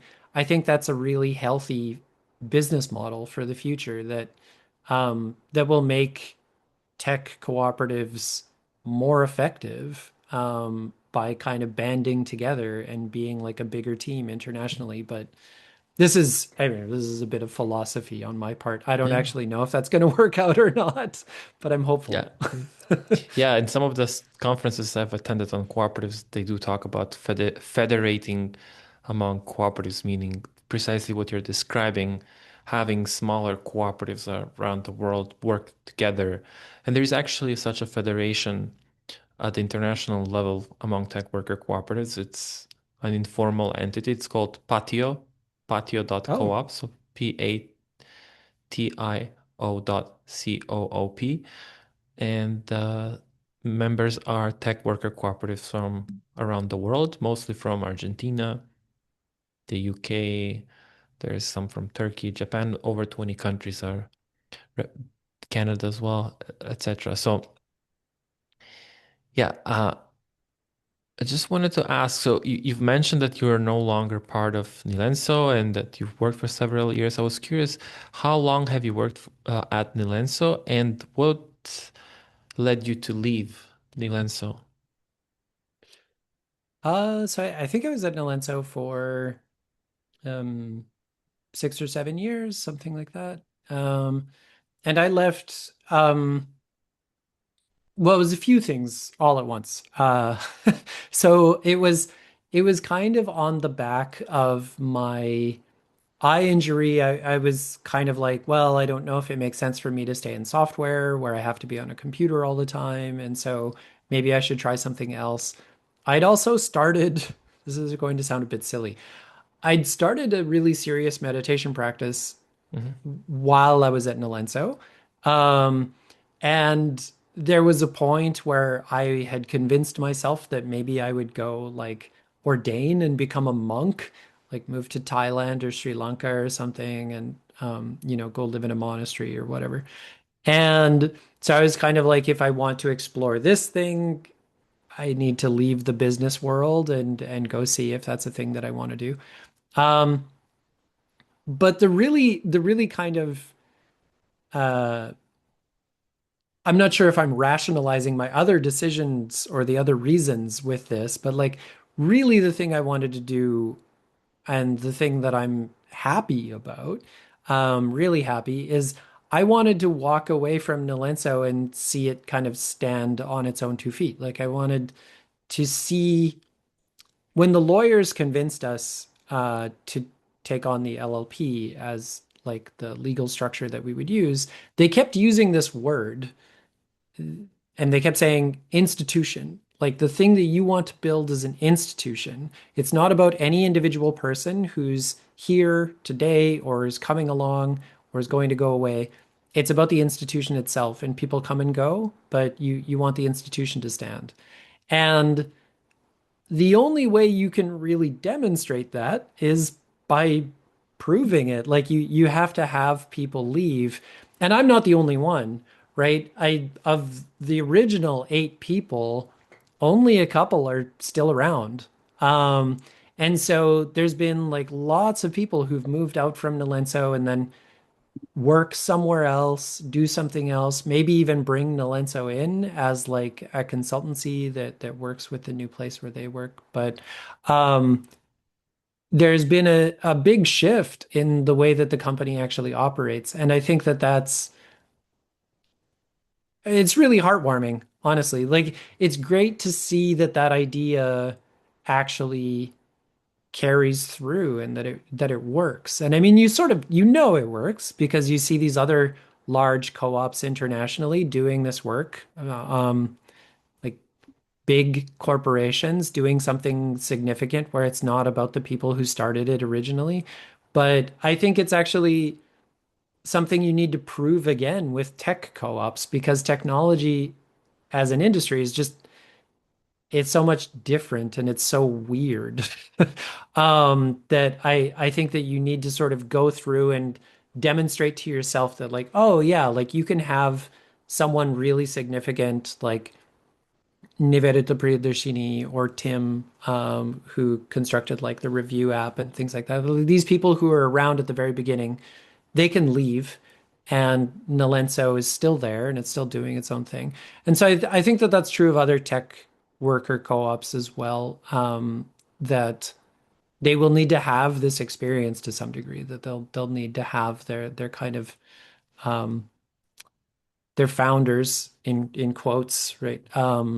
Walk away at some point. And maybe the founders walk away after 30 or 40 years, right? Like maybe you stick with that co-op for your entire career and that would be super cool. But it does need to happen eventually. And I do think that that's kind of that's special and nice. So I realize I'm just one of 8, but um yeah, it was important for me to kind of step away from it. And I'm proud of the people who are there now who keep making it work. Like, um, yeah, it's a happy thing. Yeah, this is the first time I hear about the importance of creating an institution and the organization standing on its own feet despite the founding team leaving. And I have so many questions, but in the interest of time, I just wanted to move to the concluding topic, and we'll dedicate a little bit of time to this. So, the big topic in the tech world. So, I have so many questions. We can go for another hour or two, and you're very well versed. So, but again, I think it's important to also touch a little bit about artificial intelligence or AI and how that ties with tech work and tech workers and worker ownership. So briefly, what does AI mean to you? That's funny. So I think um Oh man. So I don't know if you know who Scott Galloway is.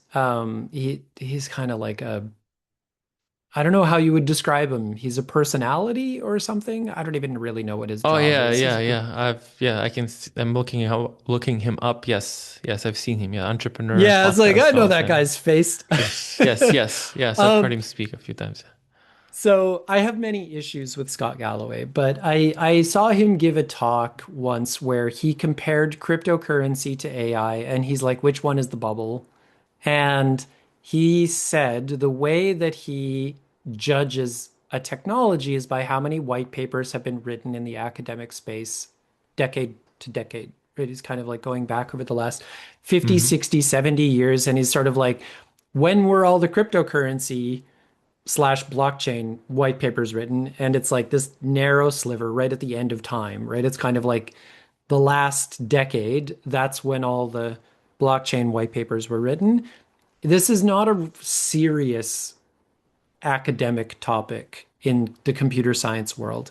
It's not that the ideas aren't valid, it's just the ideas were in database papers elsewhere, and blockchains really just kind of glue them all together. They're not doing anything necessarily novel.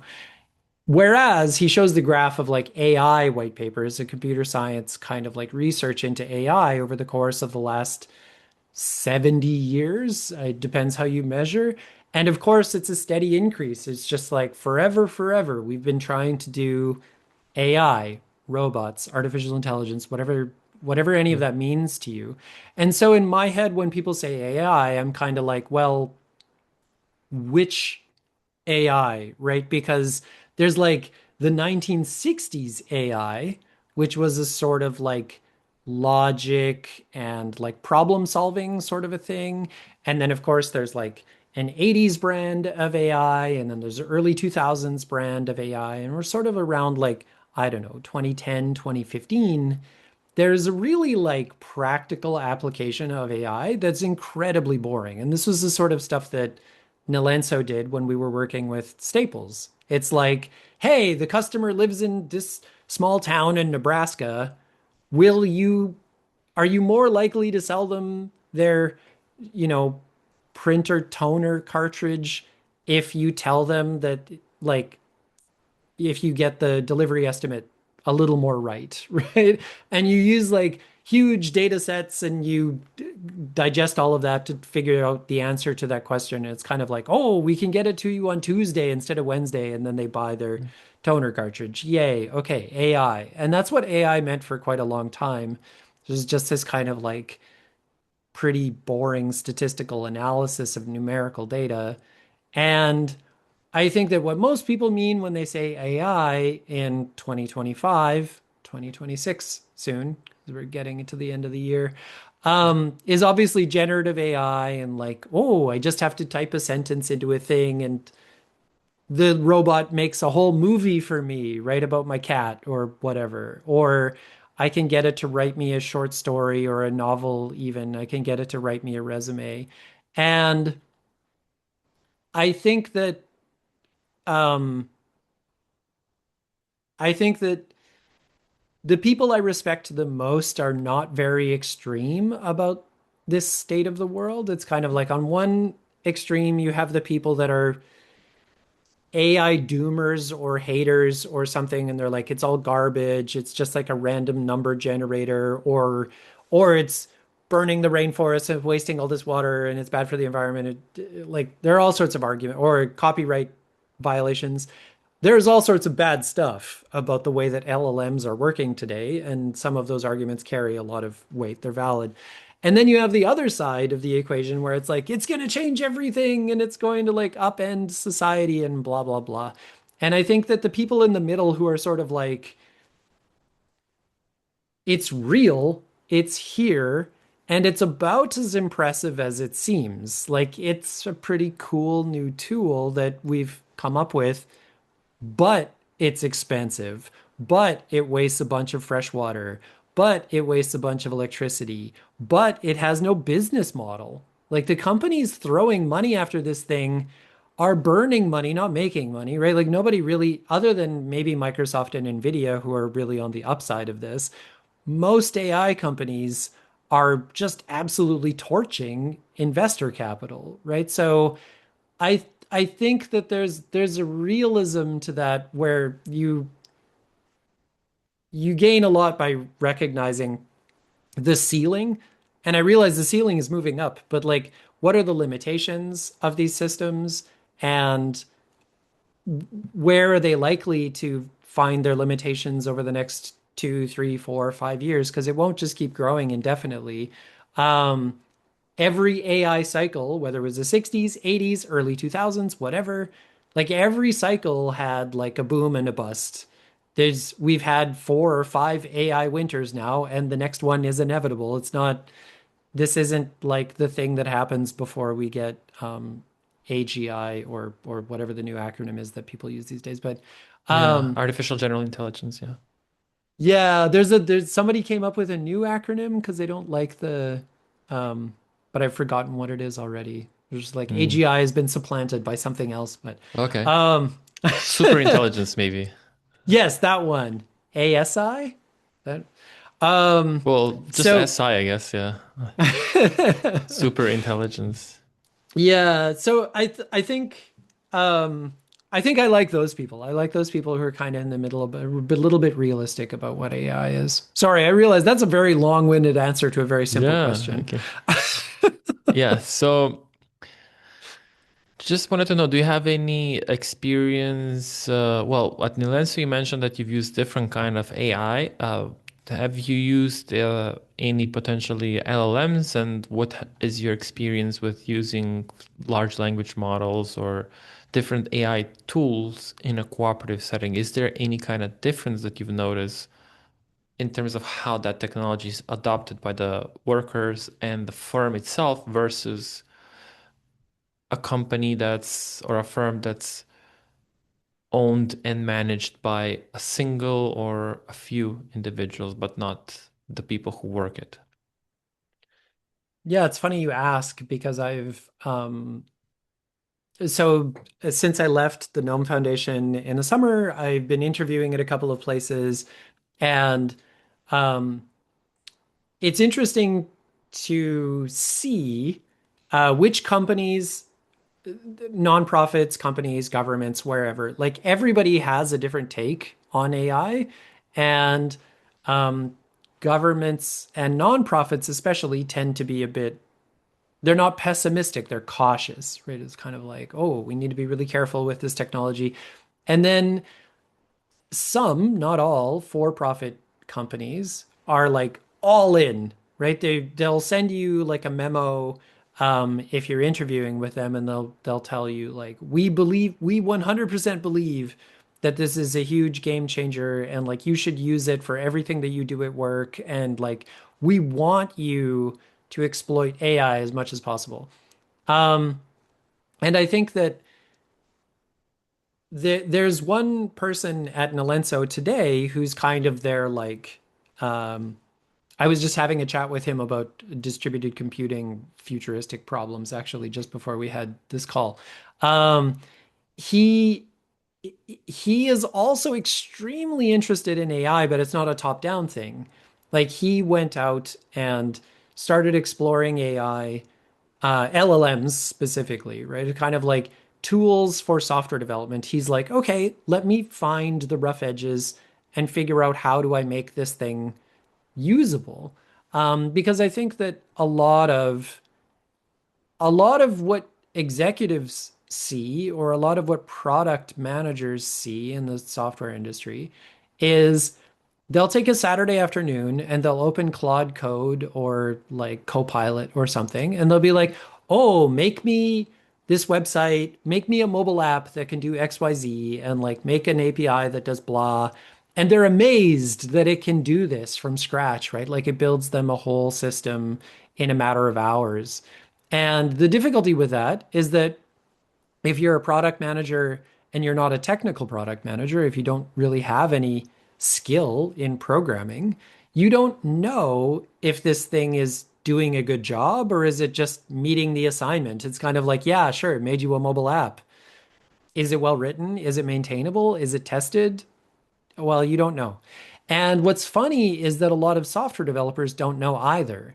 So it will, an LLM might spit out a bunch of code, and if it is a technology stack that you're not that familiar with, it might do like a 98% good job, but the 2% that it gets wrong is actually really important.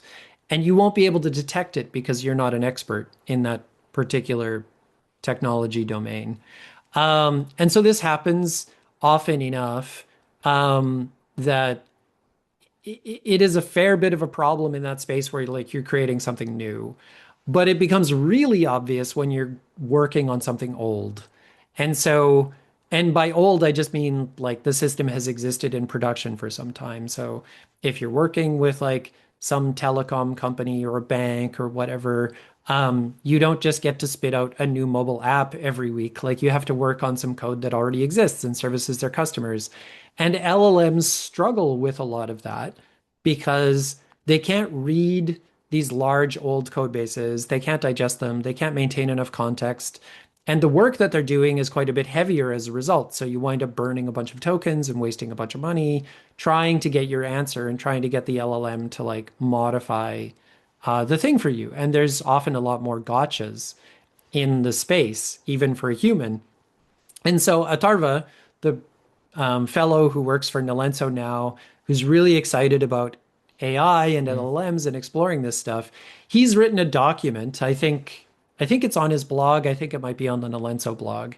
And it's essentially like a working guide to doing this second thing. Like you want to take LLMs and apply them in the real world. Like you have a big, old, complicated system that you want AI to help you modify and grow. Um, he has a lot of advice that I think is pretty sane for making good use of this stuff. And it's not as though management at Nilenso is telling him to go out and do this. This is just something that he finds interesting. And I think that other people at Nilenso maybe find AI and LLMs variously interesting. Not everybody's into it. And so he can go and explore it if he wants. And other people, if they prefer to kind of do things without AI assistance or minimal AI assistance or whatever, that's fine for them to do. And so this is I was saying at the beginning, um, the question is interesting to me at the moment because I'm seeing these two sides of the industry where it's kind of like, oh, a space where people are allowed to go and explore if they want, and a space where it's like handed down from on high, like you must master the LLM tools of today because we believe they're going to change everything. Um, and yeah, it's a pretty stark contrast, really. And what do you think is a good way for workers to engage with new technology in the workplace, like now with AI? What do you think maybe more specifically worker cooperatives offer or don't offer that traditional tech firms do differently? So just contrasting the pros and cons of technological adoption like AI in tech work specifically. So I think with this example, I think the shape that I've seen from people at Nilenso that I've spoken to, I haven't spoken to everyone at Nilenso about how they're doing AI these days, or are they doing AI at all, or do they care? Um, but the fact that they get to choose and decide, because there are ethical concerns, like, oh, like I feel really strongly about copyright or something, so I'm not going to touch Claude Code or Copilot or whatever, ChatGPT. Um, or you have concerns about the energy usage or something. I mean, whether those concerns are valid or not, they're your concerns. And so if you have, I think, these couple of points from the seven cooperative principles is like number four, you have autonomy and independence. Generally, that refers to the co-op, but I mean, as a co-op member, depending on the co-op, you may have more autonomy and independence as well, where you can say, like, actually, I'm not comfortable with this, so I'm going to make a different choice. And number seven, concern for community, especially if you're talking about a data center that's been dropped into a community that has water shortages already. A data center is not going to help that situation. And so those sorts of things are, I think in the traditional marketplace, they're easy for people to get on, Twitter or Blue Sky or whatever and shout about. And they're just like, grr, AI, it's bad. But like being mad about a thing doesn't solve the problem. And so the people who have the autonomy to make a choice actually have those degrees of freedom where they can say, like, no, I'm not comfortable with this. And I think as well, when it comes to the democracy of a co-op, you actually have a little bit more introspection available to you. So one of the things that I've been speaking to people about is just vendor lock-in. Like if you buy Google Gemini and you buy their IDE and you buy their tooling and their service and whatever, and if it costs $100 a month in 2025, it might cost $1,000 a month in 2027. Like Google's not going to give that to you for free. And can you afford that? Maybe not. And so either you need to figure out if you can live without it, or you need to figure out if you really feel you need AI and LLMs for your business.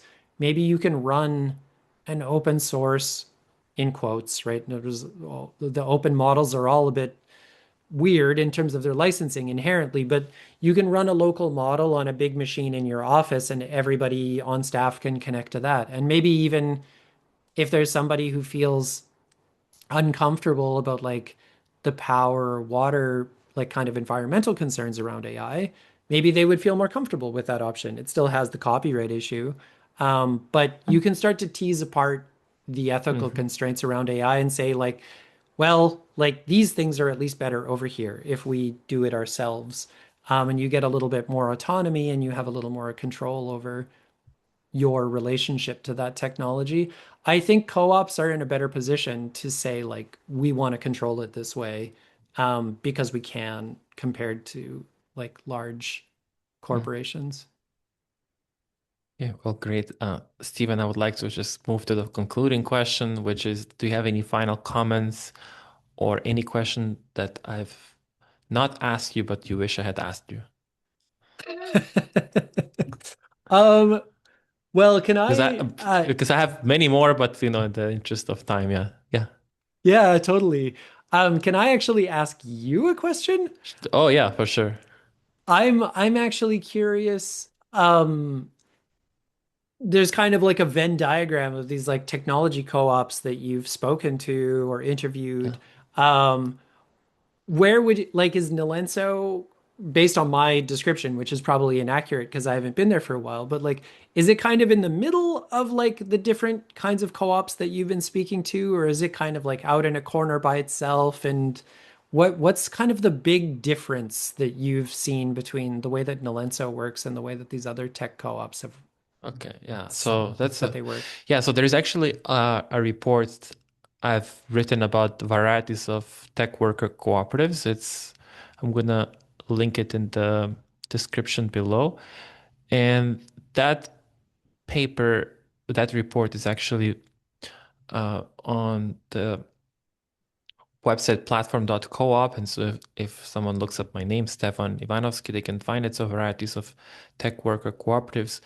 And the idea for that report stemmed from the research that I did on tech worker cooperatives in Argentina and the UK. So how would I classify Nilensa given what was presented today, which again is more of a historical reflection at the time when you were there at Nilenso. So we're not going to assume that it's an accurate classification of Nilenso.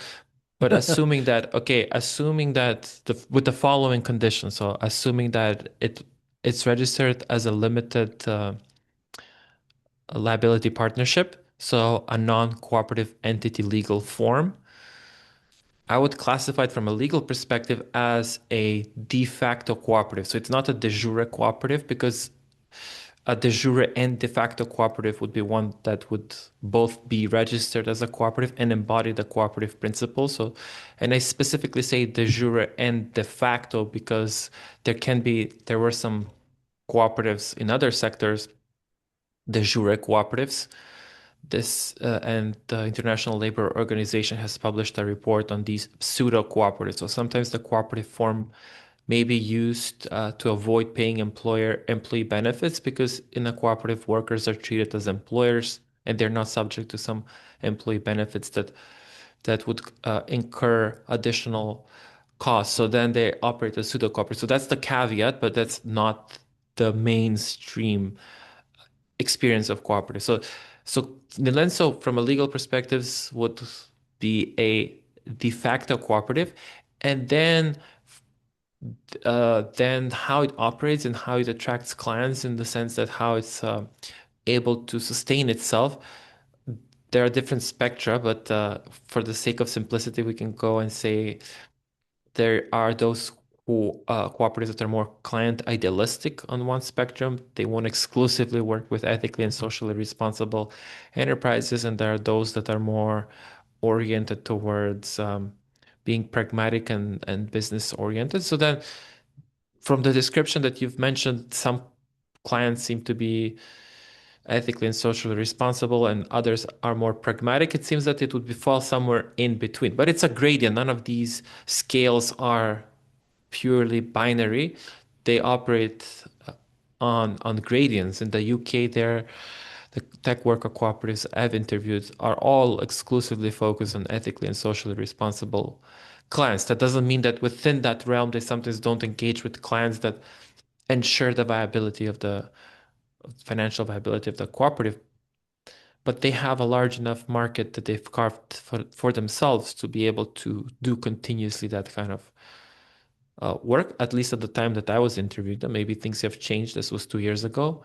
And in Argentina, they seek to find both clients locally, but also internationally, because Argentina has had challenges with their currency and hyperinflation, high inflation. So, one way to hedge against this currency changes and instability was to get paid in US dollars from clients in North America or euros in Europe, and then be able to hedge and ensure that those dollars and euros that they're getting paid go much longer than the Argentine pesos that would be paid. So, and also there is a different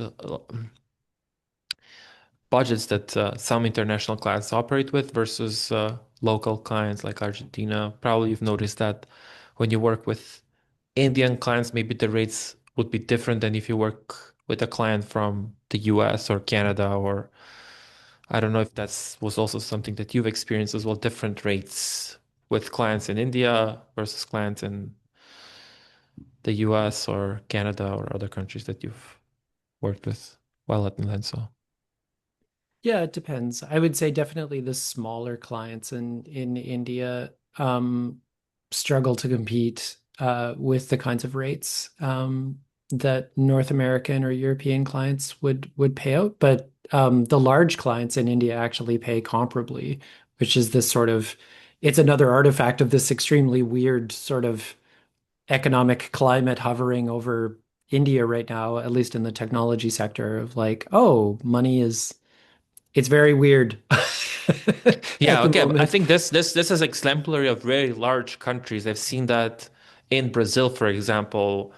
There are the in Mexico, other larger countries uh, that are called emerging market economies like India, Mexico, Brazil. They're large countries, but then there are these vast inequalities where Mm, some workers or some companies have the means to pay comparable rates to what a North American or Western European firm would pay, but then at the same time, the average salaries are very, very low, orders of magnitude lower than what they would be on average in Western Europe or North America, maybe 5 times less, but it depends on the sector. So then, yeah, I see that in smaller economies, that's not as pronounced, but in these larger economies with bigger inequalities, that's more of a pronounced issue. yeah, that makes sense. I'm very unfamiliar with the Brazilian and Mexico kind of economic structure, but it makes sense that that would kind of mirror India's. Yeah, it happens in other larger economies, so it's It's typical. So, do you have anything else that you would like to share, or a question maybe that I didn't ask you, or comment to No, conclude? that was very cool. Thanks for sharing your experience with these other folks, and I look forward to reading your report. I Yeah, think this well, will be thank you fun. very much, Stephen, for your time. And for those of you following, feel free to like this interview and subscribe to the channels and comment if you have anything to add to the discussion. So, Stephen, thank you very much, and until next time. Thank you.